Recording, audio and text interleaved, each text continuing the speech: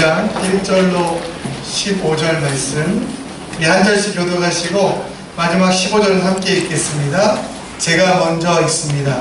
이루의 요단 서쪽 산지와 평지와 레바논 앞에 대해 열안에 있는 햇사람과 아모리 사람과 가나안 사람과 브리스 사람과 히윗 사람과 여부스 사람의 모든 왕들이 이 일을 듣고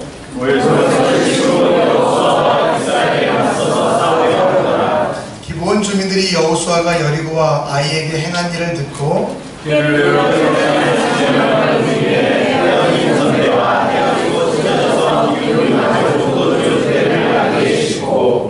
그 발에는 낡아서 기운 신을 신고 낡은 옷을 입고 다 마르고 곰팡이가 난 떡을 준비하고 그들이 길갈 지점으로 가서 여호수아에게 이르러 그와 이스라엘 사람들에게 이르되 우리는 먼 나라에서 왔나이다. 이제 우리와 조약을 맺읍시다 하니 이스라엘 사람이 히윗 사람에게 이르되 너희가 우리 가운데 거주하는 듯하니 우리가 어떻게 너희와 조약을 맺을 수 있으랴 하나 그들이 여호수아에게 이르되 우리는 당신의 종들이니이다 하매 여호수아가 그들에게 묻되 너희는 누구며 어디서 왔느냐 하니 그들이 여호수아에게 대답하되 종들은 당신의 하나님 여호와의 이름을 말미암아 심히 먼 나라에서 왔사오니 이는 우리가 그의 소문과 그가 애굽에서 행하신 모든 일을 들으며 또 그가 요단 동쪽에 있는 아모리 사람의 두 왕들 곧 헤스본과 시온과 아사리에 있는 아사나에게 행하신 모든 일을 들었음이니이다. 그러므로 우리 장로들과 우리나라의 모든 주민이 우리에게 말하여 이르되 너희는 여행할 양식을 손에 가지고 가서 그들을 만나서 그들에게 이르기를 우리는 당신의 종들이니 이제 우리와 조약을 맺읍시다 하라 하였나이다.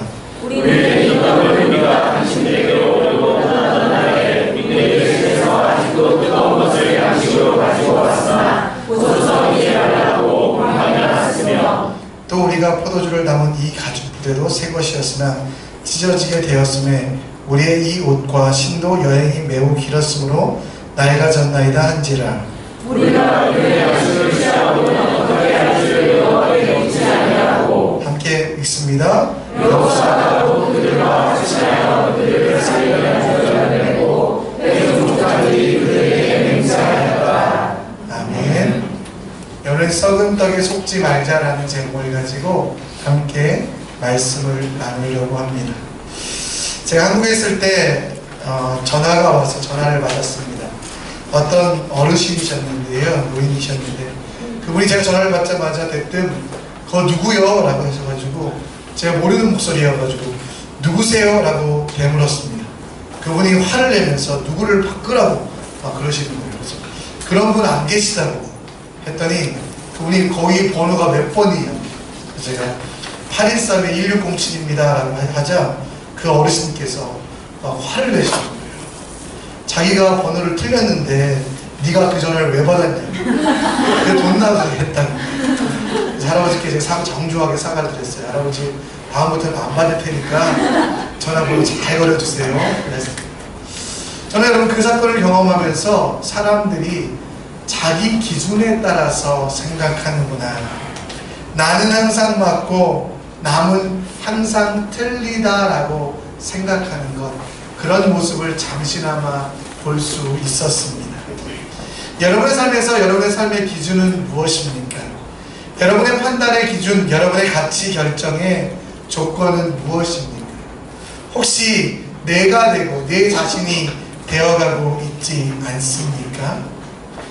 여러분, 사단은 우리에게 직접적인 공격을 하기도 하지만 간접적으로 내 자신을 교만하게도 하고 내 자신은 항상 맞고 틀리지 않다라는 잘못된 착각을 주어서 우리를 공격하게도 합니다. 여러분, 대한민국 역사 가운데 여러분 교회는 많은 핍박과 환난을 경험하였습니다. 여러분, 교회는 일제시대부터 정말 많이 탄압되었고요, 어떤 경우에는 잡아 가두고 폭행을 하며 또 고문을 하기도 했습니다. 또 어떤 교회는 온 성도들을 교회 안에 몰아넣고 그 교회에 불을 지르며 죽게까지 했습니다. 그런데 여러분, 그런 박해와 그런 환난들을 다 이기고 교회는 점점 더 성장하였고 지금 우리 믿음의 조상들이 그 교회를 지켜나갔습니다. 그런데 여러분, 지금 교회는 어떻습니까? 그런 핍박도, 그런 환난도, 그런 고통도 없지만 지금의 교회는 여러분, 예전에 우리 믿음의 선배들이, 그리고 초대교회 성도들이 섬겼던 교회와 비교하면 너무도 부족하고 모자란 모습이 되었습니다. 사단이 직접적으로 박해를 하거나 영적인 전쟁을 일으켜서 우리를 넘어뜨리고 있지도 않은데도 사단이 우리에게 무관심과 또 하나님의 말씀과 비슷한 것들을 우리에게 주면서 또 우리의 약한 감정을 공격하면서 끊임없이 우리를 넘어뜨리려고 하고, 그 시도들에 각 교회들은 넘어져서 많은 교회들이 힘들어하고 많은 성도들이 어려움을 겪고 있는 것을 봅니다. 여러분, 욥이라는 사람 아시지요? 욥은 여러분 아브라함과 같은 시대에 살던 사람입니다. 사람은 동방의 의인이라고 칭함을 받을 정도로 뛰어난 사람이었습니다. 그런데 사단이 이 욥을 공격합니다. 어떻게 공격합니까? 여러분, 사단이 온전하고 정직한 이 욥을 여러분 처음에는 직접적인 탄압과 진점적인 공격을 하게 됩니다. 그의 재산을 빼앗아갑니다. 그의 자녀들을 빼앗아갑니다. 그리고 그의 건강까지도, 그의 소유물까지도 다 뺏어갑니다. 그런데 여러분, 욥기 11장 21절 말씀에 보면 그런 모든 시험을 욥이 이겼습니다. 욥은 뭐라고 얘기하냐면, 내가 모태에서 알몸으로 나왔은즉 또한 알몸으로 돌아갈지라 라고 이야기하며, 주신 자도 거두신 자도 여호와라고 하며 그는 이 모든 시험을 이겨냈다라고 말합니다. 그런데 여러분, 사단은 그런 직접적인 공격 말고 다른 공격을 시작합니다. 그의 아내를 통하여, 그의 아내를 통하여, 여러분 그의 친구들을 통하여 그의 약한 감정들을, 그가 아직 결정하고 있지 못했던, 아직 깨닫지 못했던 하나님의 은혜에 대하여 끊임없이 공격함을 통하여 욥을 넘어뜨리려고 하고 있다라는 것입니다.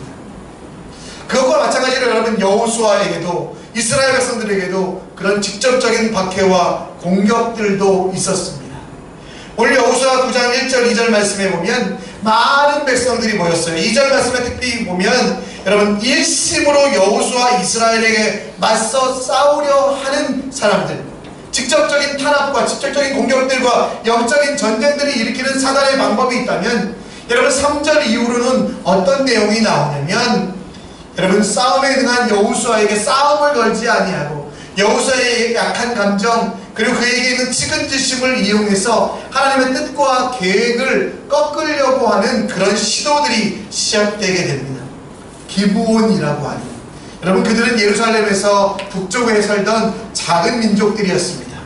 그들은 하나님께서 어떻게 이스라엘 백성들과 함께 하셨으며 이스라엘 백성들에게 은혜를 주셨는지를 알고 그 이스라엘 백성 속에 들어가려고 거짓말을 하게 됩니다. 여러분, 하나님의 명령은 무엇이었습니까? 하나님의 명령은 가나안에 있는 모든 족속들을 멸하라고 하셨지만, 이 기브온 민족들은 그 이스라엘 사람들의 속임을 통하여 그것을 면하게 되었고 하나님의 뜻을 어기게 되었고, 그 일들을 여러분 바로 여호수아가 결정하게 되었다는 것입니다. 여러분, 영적 전쟁에는 여호수아가 능했습니다. 싸움에는 가는 곳마다 여호수아는 승리할 수 있었습니다. 여호수아는 여러분 모든 전쟁에서 여러분 이길 수 있었지만, 여러분 이 작은 부분에서 실수했는데, 그가 작은 부분에 실수한 것은 무엇이었냐면 바로 썩은 떡, 곰팡이가 난 떡을 보고 자기의 판단의 기준으로 그것을 판단함으로 말미암아 그는 여러분 문제가 되는 기브온 민족을 그의 백성들 가운데 받아들였다는 것입니다. 여러분, 우리도 마찬가지 아닙니까? 제가 볼 때요, 우리 대한민국, 우리 한인교회, 선교교회, 우리 모든 성도들은 직접적인 탄압, 직접적인 공격에는 한 분도 질 분들이 없어요. 사단이 여러분들 넘어뜨리려고 하고 여러분 쓰러뜨리려고 해도 여러분 넘어질 만한 사람들이 아무도 안 계세요. 그만큼 강해요. 근데 사단은 거기에서 멈춰있지 않습니다. 우리에게 여러분 탄압을 하거나 박해를 하거나 그것을 넘어서서 이제는 그런 것들을 하지 않고 우리 속에 있는 쓴뿌리들, 우리가 아직 깨닫고 있지 못하는 우리의 약함들을 공격하고 있다는 겁니다. 여호수아를 공격하든 그렇게 공격한다는 것입니다. 여러분, 여호수아는 이스라엘 백성과 함께 40년 동안 광야 생활을 했습니다. 광야 생활할 때 여러분 하나님께서 그들에게 만나와 메추라기를 먹여주셨잖아요. 근데 여러분 요단강을 건너고 나서부터는 그 일들이 일어나지 않습니다. 이제는 스스로 먹을 거를 마련해야 돼요. 여리고 성이라는 성을 무너뜨리고 나서 이 여호수아 생각에는 이제 저 성을 무너뜨리면 저 성 속에 있는 많은 음식들, 많은 가축들을 내가 내 군량미로 삼아야겠다라는 생각을 합니다. 근데 하나님께서 뭐라고 하셨습니까? 그 모든 것들을 다 불태워 하나님께 드리라라고 말씀했습니다. 여러분, 그리고 나서 아이성 전투에서야 비로소 하나님께서 여리고성과는 다르게, 그래서 8장 2절 말씀에 보면 하나님이 뭐라고 말씀하셨냐면, 이제는 너희가 아이성을 정복하면 그 성에 있는 모든 가축들과 곡식들을, 그리고 물건들을 너희들이 각기 나누어 가져도 된다라고 허락하셨어요.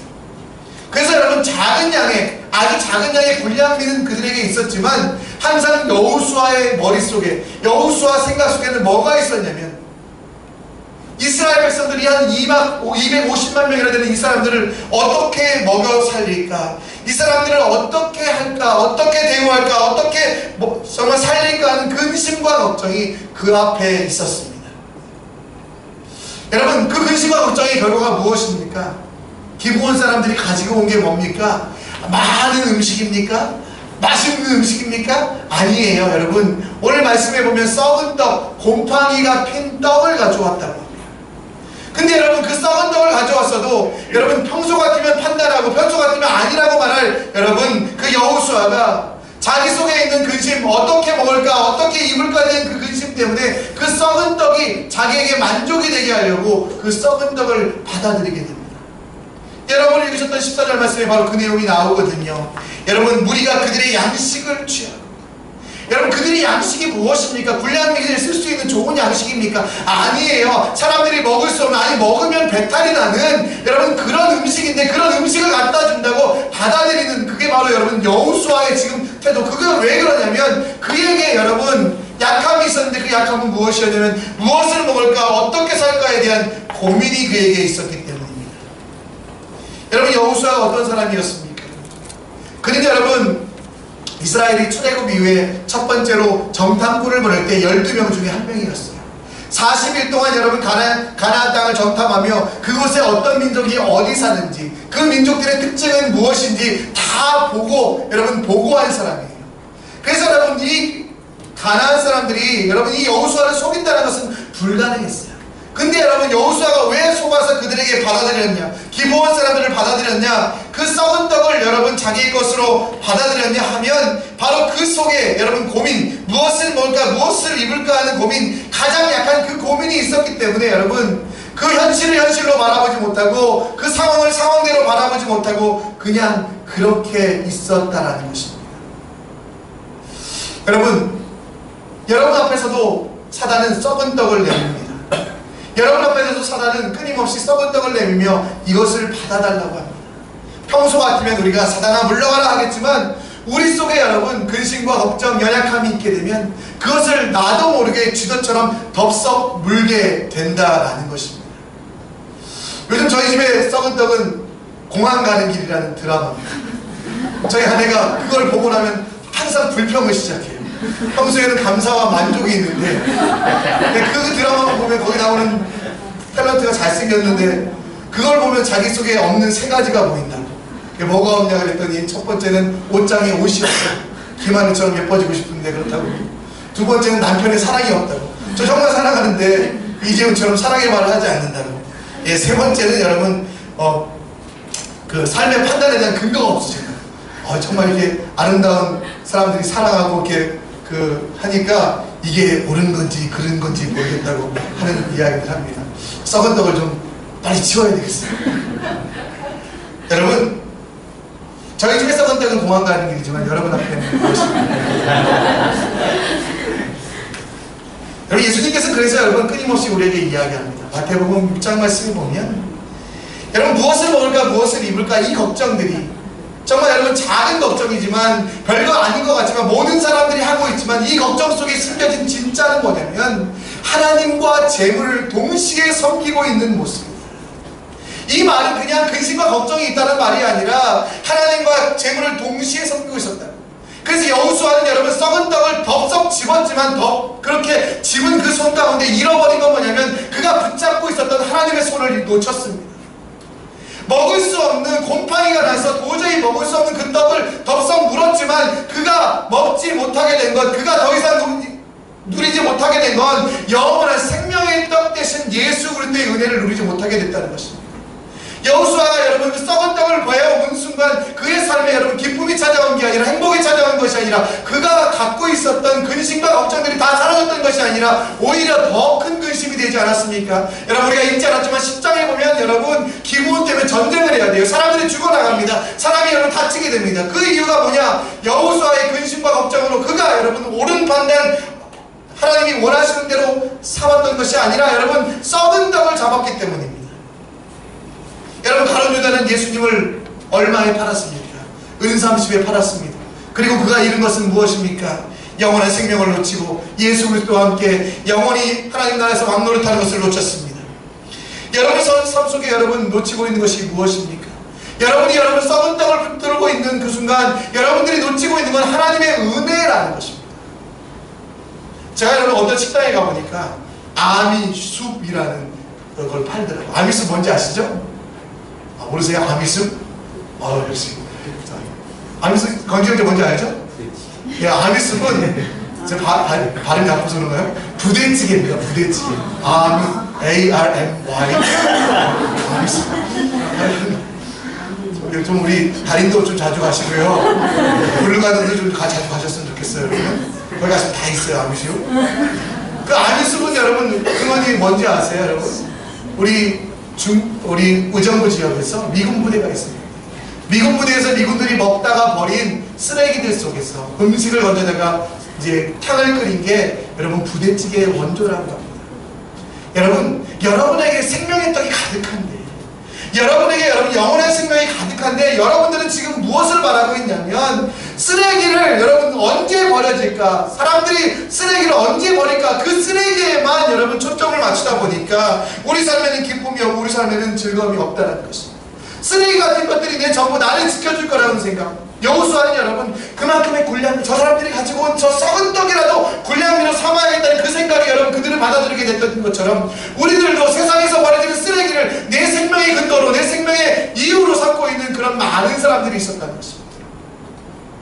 여러분 사도 바울은 그래서 뭐라고 얘기합니까? 빌립보서 3장에 내게 쓰레기 같은 것들이 있다. 그것은 무엇이냐면 지식도, 그리고 내게 있는 명예도, 내가 가지고 있는 모든 것도, 그 모든 것들이 뭐냐? 배설물이다. 그래서 나는 더 이상 그것들을 바라보지 않고 그것들을 의지하지 않겠다. 그래서 내가 진짜 붙잡고 진짜 내가 의지하기 원하는 것은 무소무제하시고 전지전능하시고 영원하신 하나님 그분의 손을 붙잡겠다고 말하고 그의 고백이 곧 변화되지 않습니까? 내게 능력 주시는 자 안에 내가 모든 것을 할 수 있다. 여러분 근심과 걱정도 우리에게 필요하긴 합니다. 그러나 여러분 그 근심과 걱정 때문에 여러분들이 썩은 떡이 생명의 떡이라, 그 근심과 걱정 때문에 여러분 곰팡이라는 떡이 여러분에게 힘을 줄 거라는 착각 속에 빠져서는 안 됩니다. 여러분들이 그것들을 받아들이는 순간, 세상의 것들을 받아들이는 순간, 세상의 방법으로 살아가는 순간 여러분 하나님을 놓치게 된다는 것. 그래서 우리 삶에는 썩어질 그 빵을 버리고 영원한 생명된 떡 되시는 예수님, 생수 되시는 예수님만 붙잡고 나가는 게 진짜 승리라는 걸 여러분 주님께서 여러분에게 가르쳐 주길 원하여 오늘 말씀 가운데 썩은 떡의 비유를 주고 계신 것입니다.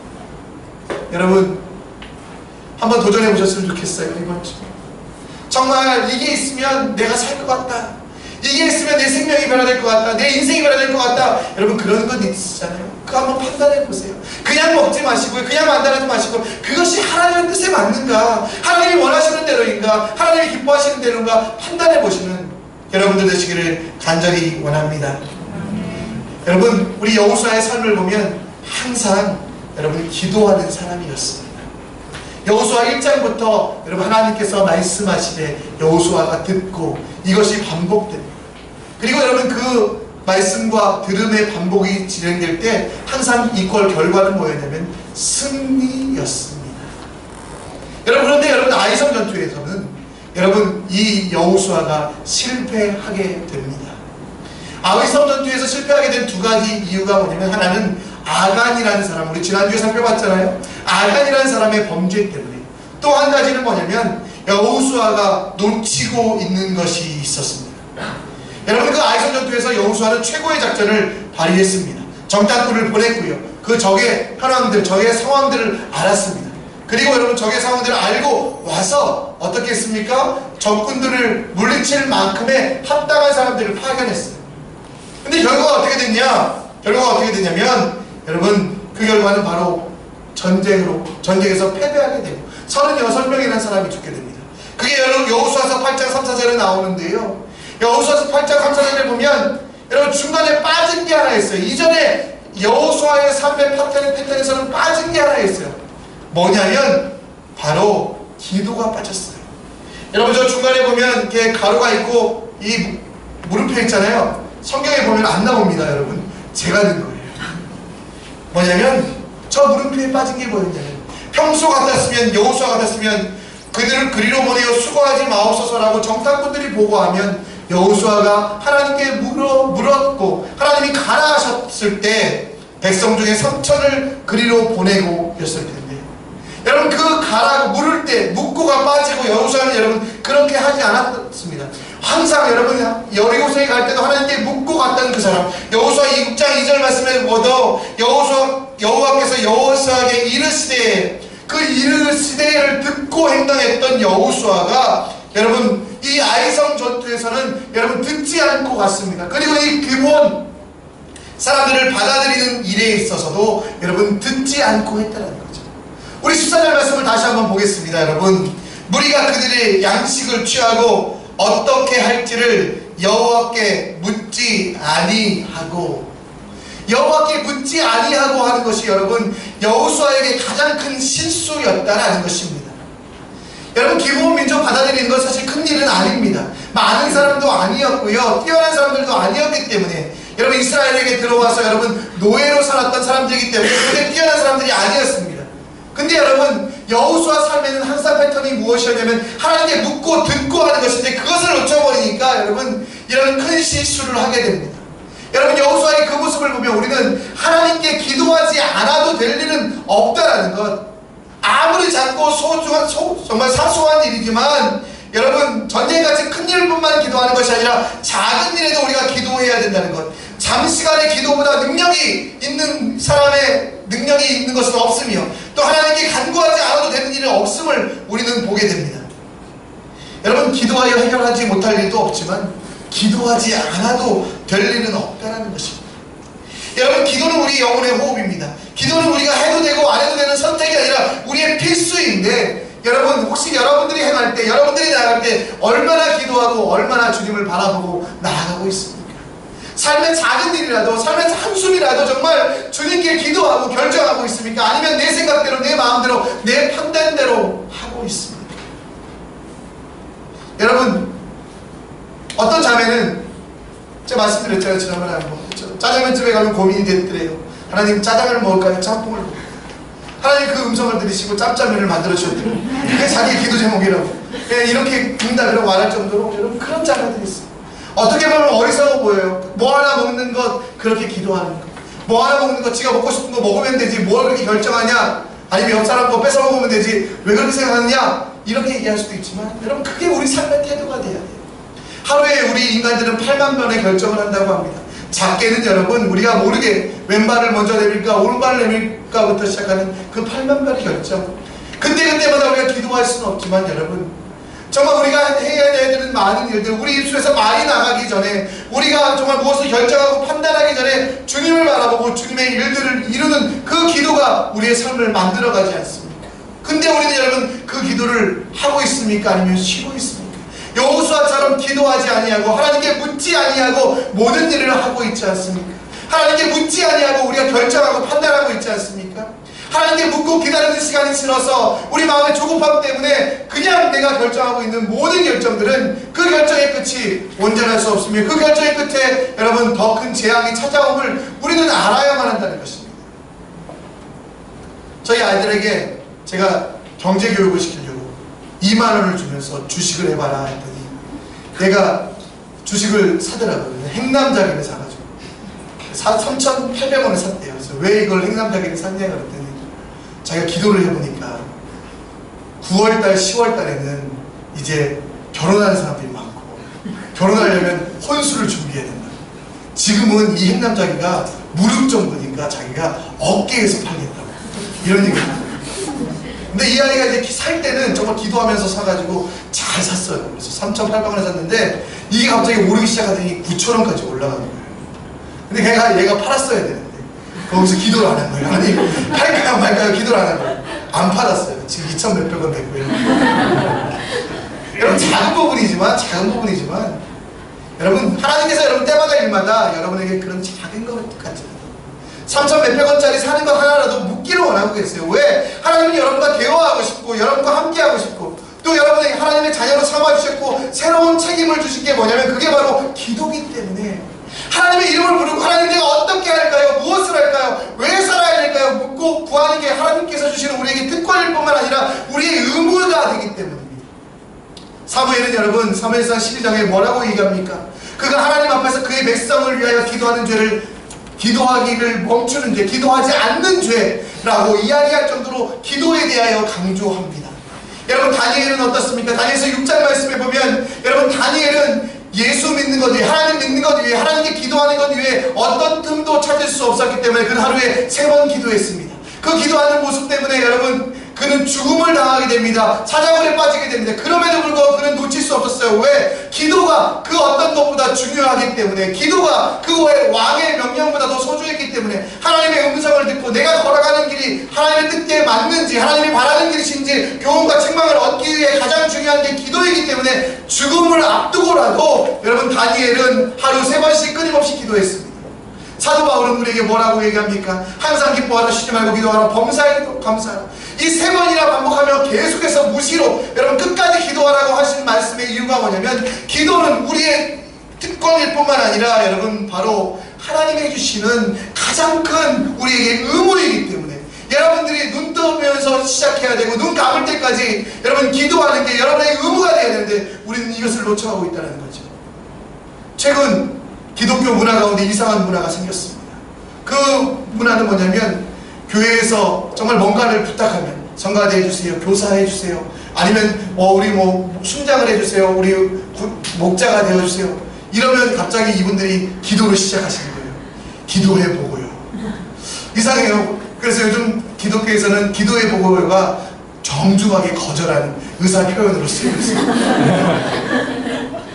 여러분 우리 교회는 안 그런 것 같지만 사실 그런 것도 많은 것 같아요. 여러분 기도해보고요 이 말 들으면 목사가 기뻐해야 되잖아요. 아 이분이 드디어 기도를 시작해서 이제 놀라운 하나님의 역사를 이루는구나. 근데 그 얘기를 들으면 제 마음속에 철렁한 마음, 아 저분이 왜 저러실까, 할만한데 왜 저렇게 안 하실까, 이런 마음이 드는 이유가 뭘까요? 여러분 기도에 대해서 다시 한번 생각하셨으면 좋겠어요. 기도는 해도 되고 안 해도 되고 아니에요. 여러분 여호수아의 실수가 무엇입니까? 여러분 그의 판단의 실수가 무엇입니까? 여러분 그가 하나님을 판단한 하나님의 방법대로 판단하지 않고 여러분 그냥 그것을 받아들임으로 인하여 이스라엘 백성들 가운데 영영토록 여러분 흠집이 나게 되었고 여러분 그것 때문에 전쟁이 나게 되는 그 모습들을 보며 기도하지 않고 움직이지 아니하는 것, 기도하지 않고는 결코 움직이지 아니하는 그 삶, 또 기도하고 하나님이 말씀하셨을 때는 어디든지 나아가는 그 삶에 대하여 우리는 다시 한번 생각해 봐야만 한다는 것입니다. 이번 한 주 여러분 아침에 눈 뜰 때부터 한번 물어보셨으면 좋겠어요. 하나님 뭘 할까요? 하나님 오늘 점심에는 뭘 먹을까요? 누구를 만날까요? 하나님 정말 내 자녀에게 내가 말하고 싶은데 이 말을 해도 될까요? 안 해도 될까요? 하나님 내가 사랑하는 내 배우자에게 원하는 게 있는데 정말 그에게 어떻게 이 사랑을 표현할까요? 여러분 이런 구체적인 것들을 한 가지 물어보세요. 그럴 때 하나님이 어떻게 역사하시는지 하나님께서 어떻게 함께 하시는지 여러분 여호수아의 실수가 여러분 실수되지 않기만 합니다. 그냥 움직였다가 다시 돌아가는 것 더 힘듭니다. 여러분 간 만큼 후회합니다. 그러니까 여러분 움직이기 전에 여러분 뭔가를 행하기 전에 하나님이 원하시는 대로 묻고 구하시는 기도하시는 여러분들 되시기를 간절히 축원합니다. 마지막으로 여러분 기도원의 실수는 무엇이었냐면 겉모습만 보고 판단했던 것입니다. 여호수아 9장 4, 5절 말씀에 보면 정말 기브온 사람들은 똑똑합니다. 그의 겉모습을 완전하게 꾸몄지요. 꾀를 내어 사신의 모양으로 꾸미고 전대는 퍼지게 되었고요. 그리고 그들이 가지고 온 여러분 가죽 포도주는 찢어지게 되었고 여러분 신은 낡게 되었고 그리고 곰팡이가 난 떡을 준비했습니다. 여러분 이 겉모습만 보면 이 사람은 철저하게 멀리서 온 나그네입니다. 이스라엘 백성들은 나그네에 대해서 항상 잘 대해줘야만 했거든요. 근데 여러분 아까도 말씀드렸잖아요. 이 여호수아는 어떤 사람이었다고요? 이미 가나안 땅을 40일 동안 정탐하며 그 땅에 대하여 잘 알고 있었던 사람입니다. 어떤 사람이 어떤 민족이 어떻게 발음하는지, 어떻게 말하는지, 무엇을 정말 자주 쓰는 단어인지 이야기를 하고 있었다는 거죠. 이해하고 있었다는 거죠. 그럼에도 불구하고 이 판단의 근거가 여러분 자기 눈에 보이는 외형만 보고 판단했다는 거죠. 최근에 저한테 페이스북 친구가 한번 딕슨이라는 여자분이 저에게 신청을 하셨어요. 너무 행복했어요. 자기는 남편이 죽은 이제 과부인데 자기에게 500억 정도가 있다고. 그 500억을 하나님 나라를 위해서 쓰기를 원하는데 제 페이스북 글을 보고 제가 볼 때는 그분이 한글을 못 읽을 것 같은데 연락을 한대. 자기에게 빨리 이게 메시지를 주면 자기가 이 돈을 우리에게 기부하겠다. 제가 몇 가지 스트레스가 있는데 그 스트레스 중에 하나가 이제 우리 예배당이 정말 좋았으면 좋겠다. 그래서 500억 정도면 우리 예배당도 지을 수 있겠구나. 이런 생각으로 제가 메일을 보냈어요. 메일을 보냈더니 이분이 사진을 보내줬고요. 자기 집을 보여줬는데 정말 멋있는 집이 있었고요. 그 다음에 반지 이런 것들을 끼고 있는 모습 봐. 그래서 제가 보는 순간 와, 하나님이 내 기도를 들으셔서 이제 우리를 공헌하셨구나. 솔로몬에게 지으셨던 성전보다 더 아름다운 성전을 지어야지. 이런 생각을 하고 있는데 마지막에 무슨 말이 있냐면 근데 자기가 이 500억을 기부하기 위해서는 3천만 원 정도의 세금이 필요하니까 그걸 좀 보내줄 수 있냐고.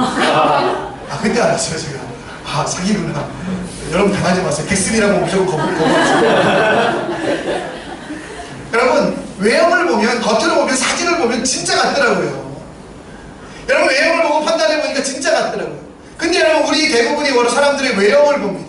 여러분 성경에서 사람들이 외형을 보는 걸 뭐라고 하냐면 요한일서 2장 말씀에 보면 안목의 정욕이 바로 그것이에요. 여러분 중심을 바라보지 아니하고 외형을 보는 것, 그 본질을 바라보지 아니하고 거칠애와 외식을 바라보는 것, 그건 모든 사람들이 가지고 있는 특징인데 그 특징은 죄로 인하여, 그 죄로 말미암아 우리에게는 더 이상 내 중심을, 내 모든 것들을, 다른 사람들의 모든 것들을 판단할 수 있는 모든 것들을 잊어버렸어요. 그렇기 때문에 사람들은 눈으로 봐요. 그리고 눈으로 봐도 그냥 보는 게 아니라 보고 싶은 대로 보지 보이는 대로도 볼 수 없는 죄악으로 타락된 사람입니다. 따라서 여러분 우리가 사람들의 외형을 보고 판단하지 않기 위해서 간구해야 되는 게 뭐냐면, 여러분 여호수아가 했던 실수는 뭐냐면 외형만 보고 판단하는 게 아니라 자기가 가지고 있던 삶의 경험으로 판단하는 게 아니라 여러분 온 우주의 주인이시고 각 사람을 만드신 그 하나님의 눈으로 바라보는 것, 곧 내 속에서 성령의 충만함을 통해서 내가 무엇인가를 바라보는 게 아니라 내 속에 계신 성령 하나님, 온 우주를 만드신 그 하나님의 눈으로 바라보는 게 필요했는데 여러분 여호수아는 외적인 것만 보고 그냥 판단했다라는 거죠. 여러분에게도 안목의 정욕은 있습니다. 누구에게나 다 마찬가지로 여러분 안목의 정욕이 있습니다. 이 세대를 살아가는 사람들은 눈으로만 보려고 합니다. 그러나 여러분 우리는 눈으로 바라보지 아니하고 외식에 속지 않게 하여 우리 속에 계신 성령 하나님, 그 성령 하나님은 어떤 분이십니까? 지혜를 주시는 분이라고 이야기합니다.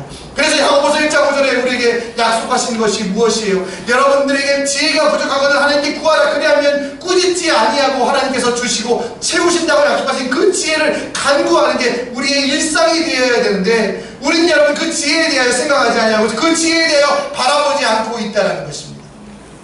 여러분 지혜는 무엇입니까? 여러분 바로 하나님을 경외하기 위하여, 하나님께 영광 돌리기 위하여 하나님이 주시는 우리의 모든 것들 아닙니까?